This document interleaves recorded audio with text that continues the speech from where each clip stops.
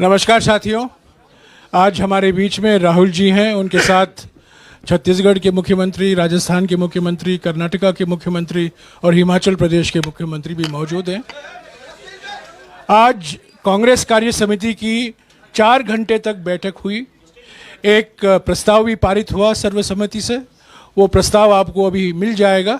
अभी आपको इस कार्य समिति की बैठक में जो चर्चा हुई है, जो विचार विमर्श हुआ है, उसके बारे में राहुल जी आपको अवगत कराएंगे। राहुल जी। धन्यवाद। आप सबका यहाँ स्वागत।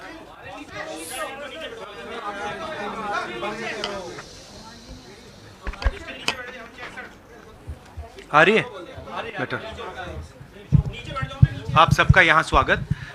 जैसे जयराम रमेश जी ने कहा, 4 घंटे हमारी कास्ट सेंसस पे चर्चा हुई, डिस्कशन हुआ और एक ऐतिहासिक निर्णय कांग्रेस वर्किंग कमेटी ने लिया है और यूनानिमसली लिया है। मगर मतलब कमरे में कोई ऐसा व्यक्ति नहीं था जिसने अपना पूरा सपोर्ट कास्ट सेंसस का जो कॉन्सेप्ट है उसको नहीं दिया।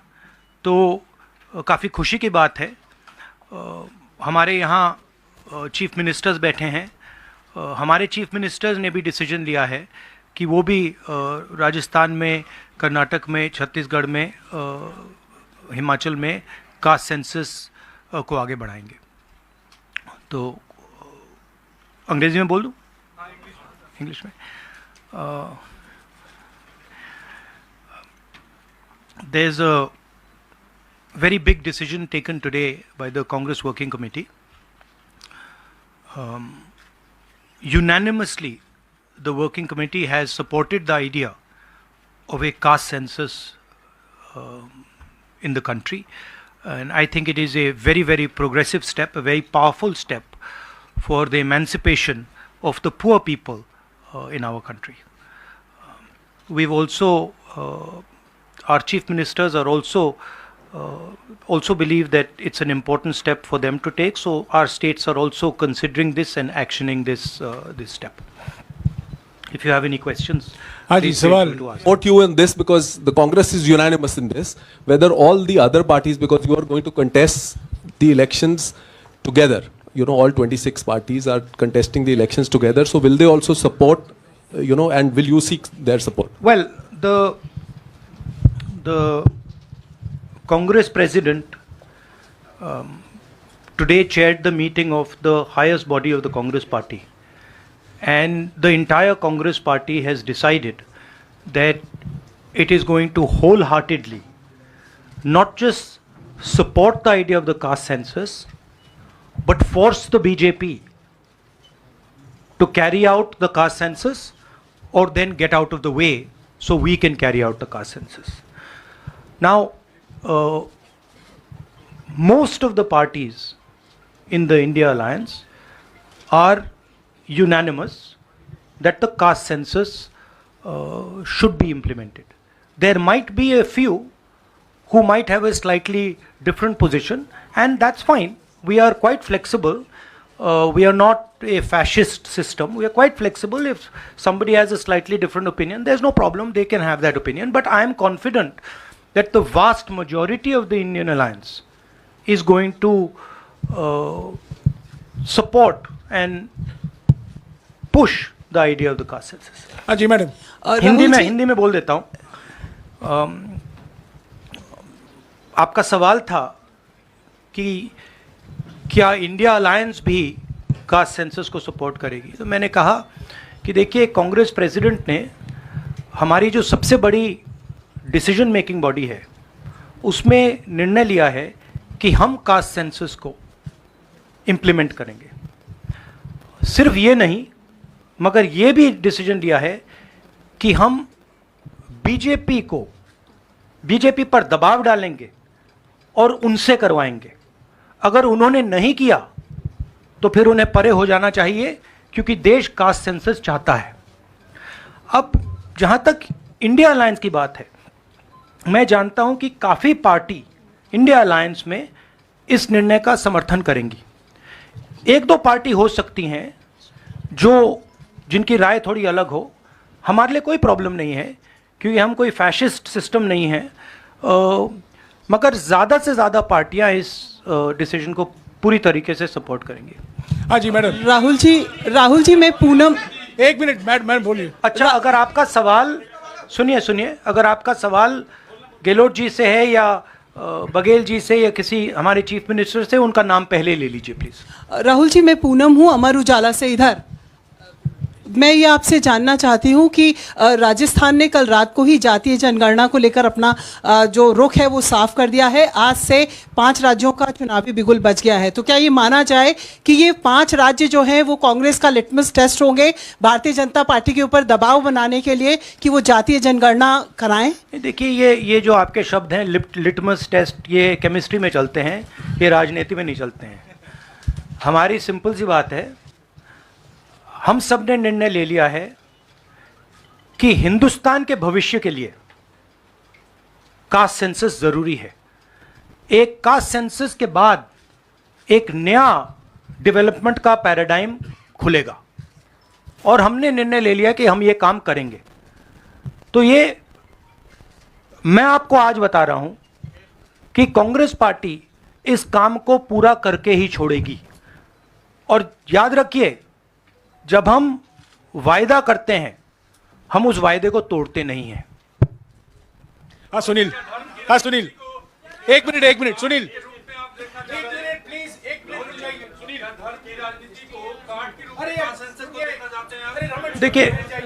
देखिए नहीं, मैं इसका जवाब देता हूं। देखिए, ये कास्ट और धर्म की बात नहीं है, ये गरीबी की बात है। हिंदुस्तान के ओबीसी, हिंदुस्तान के दलित, हिंदुस्तान के आदिवासी और हिंदुस्तान के गरीब लोग, इनके लिए यह काम किया जा रहा है। आज क्या हो रहा है, 2 हिंदुस्तान बन रहे हैं, एक अदानी जी वाला और दूसरा सबका। कास्ट सेंसस साफ दिखा देगा कि हिंदुस्तान में लोग कितने हैं, कौन है, और हम वहां नहीं रुकेंगे। उसके बाद इकोनॉमिक सर्वे होगा, तो हमें यह भी पता लग जाएगा कि कितने लोग हैं, धन किसके हाथ में है, धन कहां है, एसेट्स किसके हाथ में है। और फिर जैसे मैंने कहा, जो एक्सरे हमें, और मैं कहता हूं शायद इसमें मेरी भी गलती है, जो हमने पहले नहीं किया उसको अब हम पूरा करके दिखा देंगे, क्योंकि इस एक्सरे की जरूरत है। अगर हम नया पैराडाइम, नया डेवलपमेंट का पैराडाइम चाहते हैं जहां सबको न्याय मिले, उसके लिए हमें कास्ट सेंसस करना ही होगा।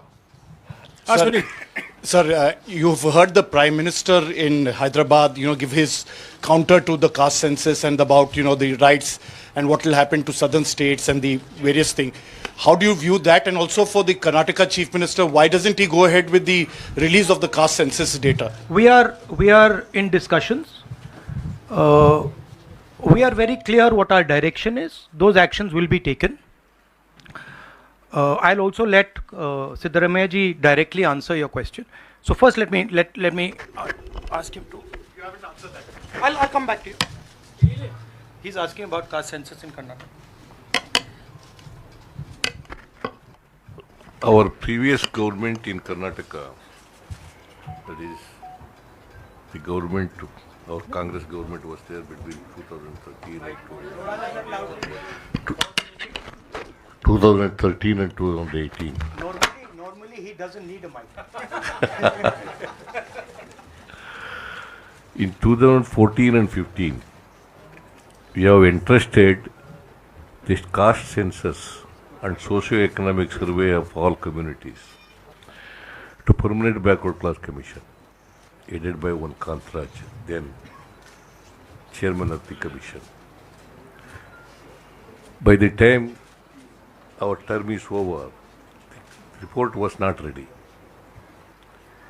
When coalition government was there in Karnataka after 2018, the caste census report was ready, but the coalition government's chief minister, Mr. Kumaraswamy, did not receive that report. Now the report is laying with the Permanent Backward Class Commission. I requested now the present chairman, Mr. Jayaprakash Hegde, to submit the report to the government. If he submits the report, he will definitely issue the report. With consensus, caste census and socio-economic survey of all communities, particularly other backward communities. एक minute please, अरे एक minute रुक जाइए ना, जवाब दे रहे हैं राहुल जी, जवाब दे रहे हैं. On the Prime Minister's, the Prime Minister is making unconnected statements. What the caste census has to do with, representation of the South is very difficult to understand. Now, the problem is that the Prime Minister is incapable of doing the caste census. I'd like to point out something quite interesting. There are हमारे 4 chief ministers हैं, 4 में से 3 OBC वर्ग के हैं.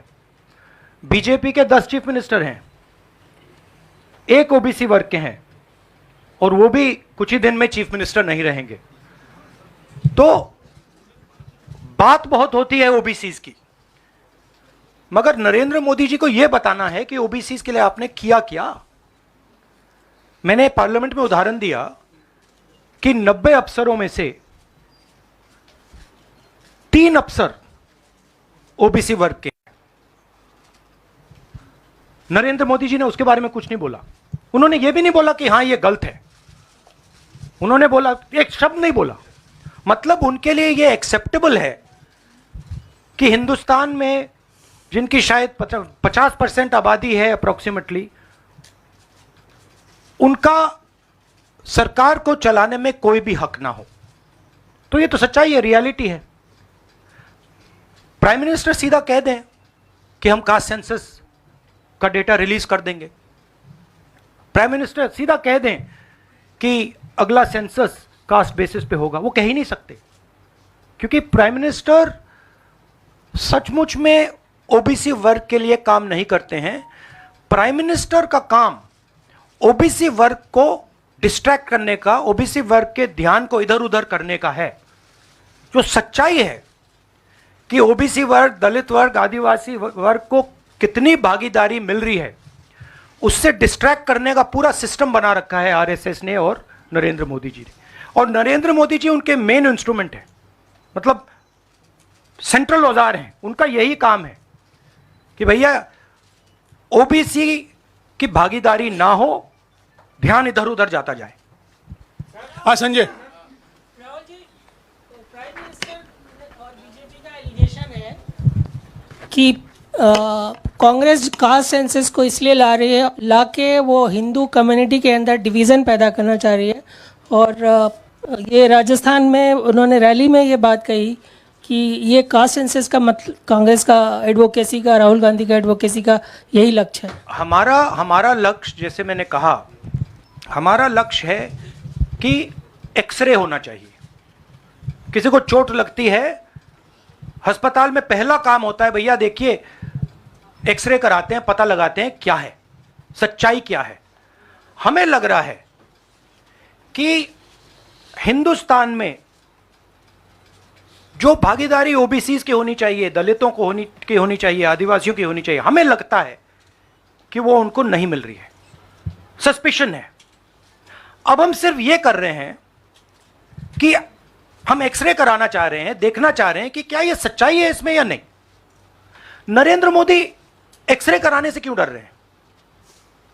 इसमें लोगों को बांटने की बात नहीं है.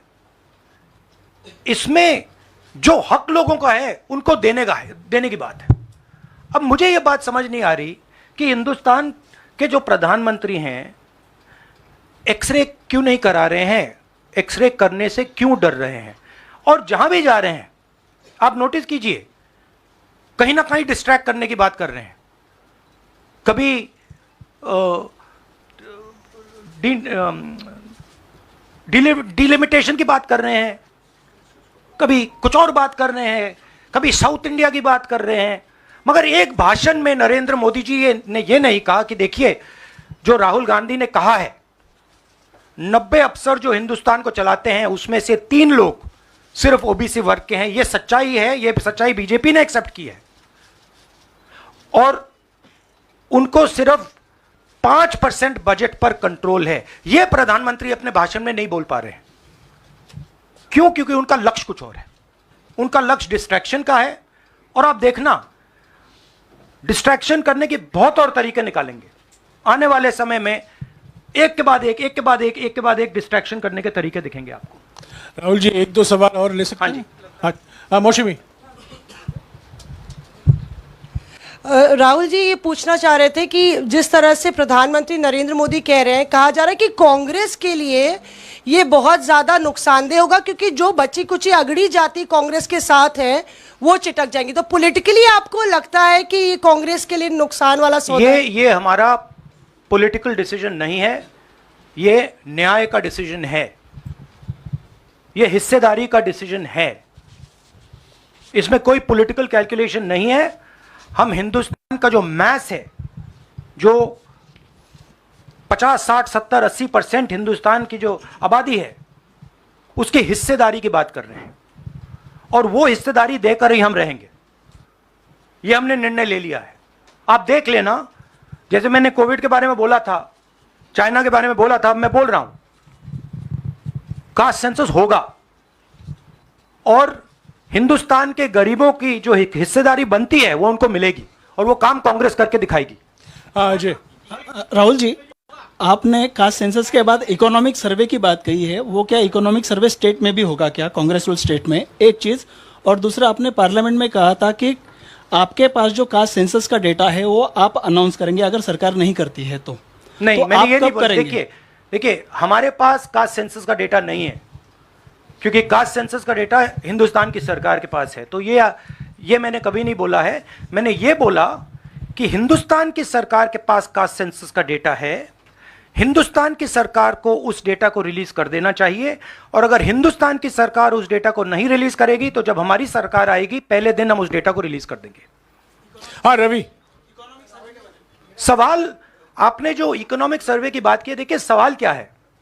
सवाल यह है, पहला सवाल जो कास्ट सेंसस से क्लियर हो जाएगा, इस देश में कितनी आबादी किसकी है, ओबीसी की कितनी है, दलितों की कितनी है, आदिवासियों की कितनी है, बाकी लोगों की कितनी है, पहला सवाल।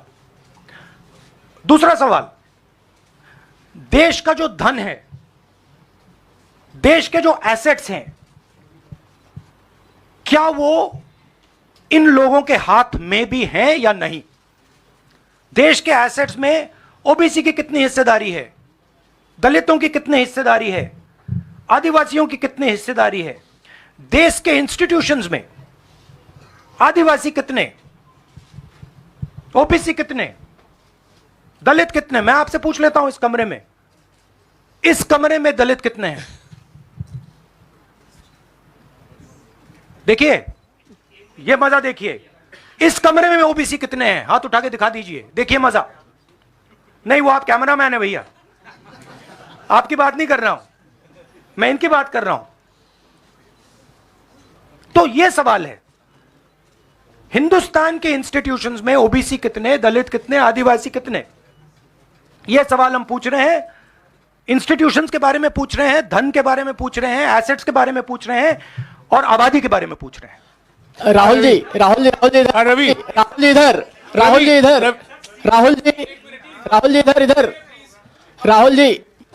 राहुल जी, मेरा सवाल, आपने कहा कि प्रधानमंत्री बार बार डिस्ट्रैक्ट करने की कोशिश करेंगे, उसी से जुड़ा सवाल है, क्योंकि प्रधानमंत्री बार बार ये कह रहे हैं कि आप विदेशी ताकतों से मिले हुए हैं और आप देश को तोड़ना चाहते हैं, ये प्रधानमंत्री आरोप लगा रहे हैं। इस पे क्या कहेंगे आप?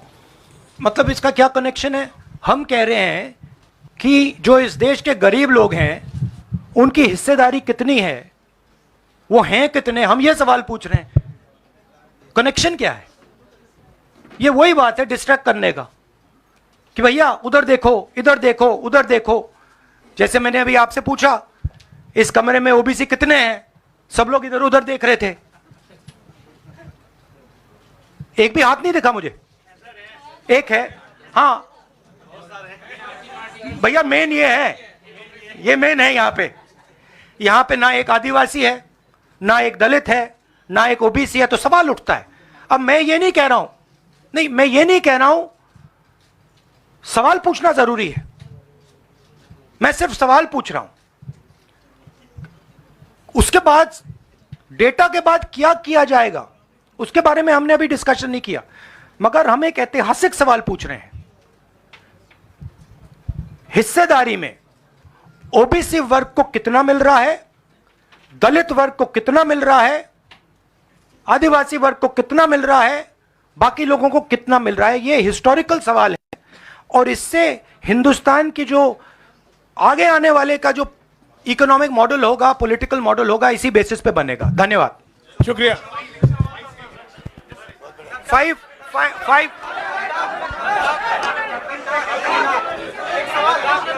भैया एक सेकंड देखिए, 5 जहां पे लद्दाख में आपकी पार्टी को 10 सीटें मिली हैं, नेशनल कॉन्फ्रेंस को 12 सीटें मिली हैं, इसके पहले हिमाचल प्रदेश, फिर कर्नाटक और अब लद्दाख में जीत हुई है। आपकी 5 राज्यों के विधानसभा चुनाव में आपकी क्या है अंडरस्टैंडिंग और क्या आपको फीडबैक मिला है? मैंने आपसे कहा कि बीजेपी के 10 स्टेट्स हैं, एक उनका ओबीसी चीफ मिनिस्टर है, तो मध्य प्रदेश में उनकी सरकार जारी है, राजस्थान में भी सरकार जारी है, छत्तीसगढ़ में भी जारी है, तेलंगाना में जारी, सॉरी उल्टा बोल दिया छत्तीसगढ़ में हमारी सरकार है, आ रही है, आपने कंफ्यूज कर दिया मुझे। राजस्थान में आ रही है, छत्तीसगढ़ में आ रही है, मध्य प्रदेश में जा रही है, तेलंगाना में उनकी जा रही है, हमारी आ रही है। नहीं, सीरियसली कहूं तो माहौल बहुत पॉजिटिव है और मैं चारों जो हमारे स्टेट्स हैं उनके बारे में कह सकता हूं। जो गहलोत जी ने हेल्थ केयर का स्ट्रक्चर जो बनाया है, शायद वो दुनिया में एक ऐतिहासिक हेल्थ केयर का सिस्टम राजस्थान की सरकार ने बनाया है। और जो काम राजस्थान की सरकार ने गरीबों के लिए किया है, ऐतिहासिक काम किया है। कर्नाटक में हमारी जो 5 गारंटीज हैं, जो सोशल प्रोटेक्शन की जो स्कीम्स हैं, वो अनमैच्ड है। आप किसी भी स्टेट में चले जाइए, आप पूछ लीजिए, आपको ऐसा सोशल प्रोटेक्शन का स्ट्रक्चर नहीं मिलेगा। छत्तीसगढ़ में जो किसानों के साथ हमारे चीफ मिनिस्टर ने किया, जो उनको धान के लिए दाम मिलता है, सबसे ज़्यादा मिलता है हिंदुस्तान में, जो कनेक्टिविटी उन्होंने बनाई है, जो हमारे छोटे छोटे डिस्ट्रिक्ट्स में मैन्युफैक्चरिंग यूनिट्स लगवाए हैं, जो ऐतिहासिक काम किया है। और अगर सुक्खू जी के बारे में समझना चाहते हैं तो जब हिमाचल को चोट लगी तो उनका रिस्पॉन्स जो था, जमीनी रिस्पॉन्स, लोगों के बीच में जाकर रिस्पॉन्स, वैसा रिस्पॉन्स शायद मैंने तो पहले नहीं देखा है। तो हमारी जो 4 सरकारें हैं अच्छा काम कर रही हैं। मुझे लगता है हम इन चुनाव में बहुत अच्छा करेंगे। मिजोरम में मैं अभी जा रहा हूं, काफ़ी पॉजिटिव माहौल है और जनरली लोगों में गुस्सा है। 1-2 कारण है, बेरोजगारी, महंगाई और जो इनइक्वालिटी बढ़ती जा रही है कि अदानी जी जैसे लोग अमीर होते जा रहे हैं, देश के पूरे एसेट्स उनके हाथ पड़ रहे हैं, और किसान हैं, मजदूर हैं, वो गरीब होते जा रहे हैं। ये सबको दिख रहा है। तो इसलिए हम प्रिपरेशन कर रहे हैं। कास्ट सेंसस हमारा फाउंडेशन है, मगर जो राजस्थान में इन्होंने हेल्थ केयर के लिए किया, वो हम नेशनल लेवल पे करने की सोच रहे हैं। जो किसानों के लिए ये कर रहे हैं, जो इनका सोशल सिक्योरिटी का स्ट्रक्चर है, वो हम इसको नेशनल लेवल पे इंप्लीमेंट करने की प्लानिंग कर रहे हैं। हमारी सोच है कि जो नरेंद्र मोदी जी और बीजेपी ने नफरत, हिंसा और डर का विजन दिया है, हम देश को मोहब्बत, रिस्पेक्ट और भागीदारी का विजन दें। और मुझे लग रहा है कि देश का जो मूड है वो बिल्कुल बदल चुका है। और ये बात अभी बीजेपी वालों को समझ नहीं आई है, मगर कुछ ही दिनों में उनको आस्ते आस्ते ये बात समझ आ जाएगी कि जो उन्होंने देश के साथ किया है, जो उन्होंने नफरत फैलाई है, जो उन्होंने इंस्टीट्यूशंस पर आक्रमण किया है, लोगों को डराया है, धमकाया है, नफरत फैलाई है, वो इस देश को अच्छा नहीं लगा है। तो ये मुझे लग रहा है। आप सबका बहुत बहुत धन्यवाद। नमस्कार।